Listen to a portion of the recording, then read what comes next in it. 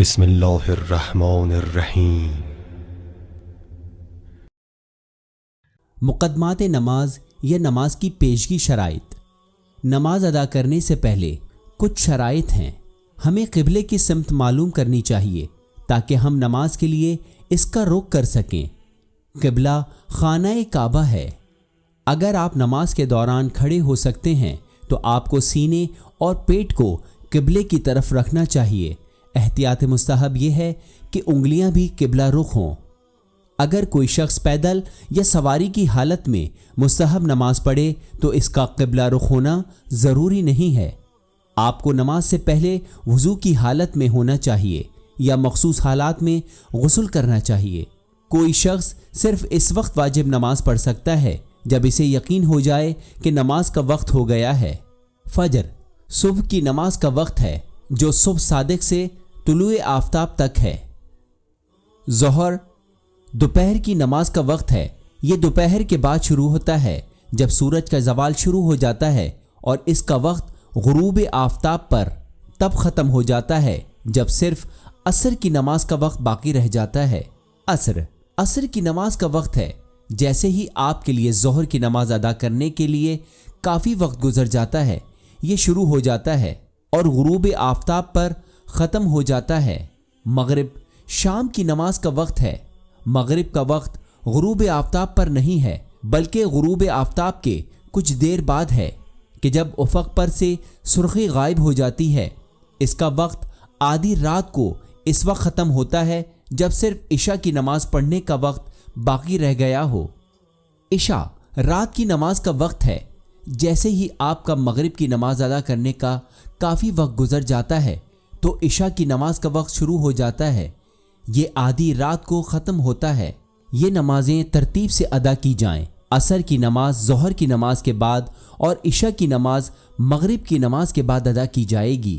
حالانکہ ان تمام نمازوں کے لیے ان کا ایک مستحب وقت بھی ہے۔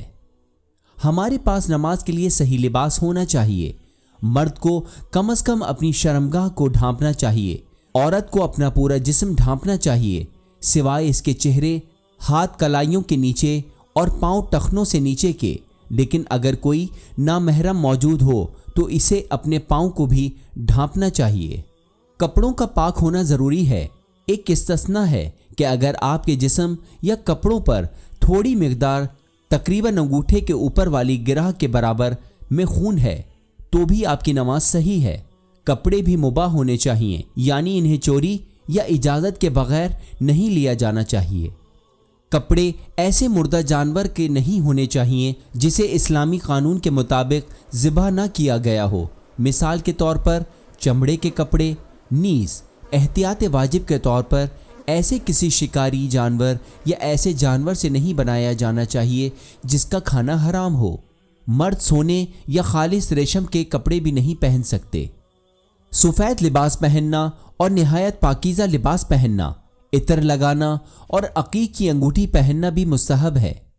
مکروہ ہے کالے کپڑے پہننا، گندے یا چست کپڑے پہننا، ایسے کپڑے پہننا جن میں چہرے کی تصویر ہو، ایسا لباس کہ جس کے بٹن کھلے ہوں اور ایسی انگوٹھی پہننا جس پر چہرے کی تصویر ہو۔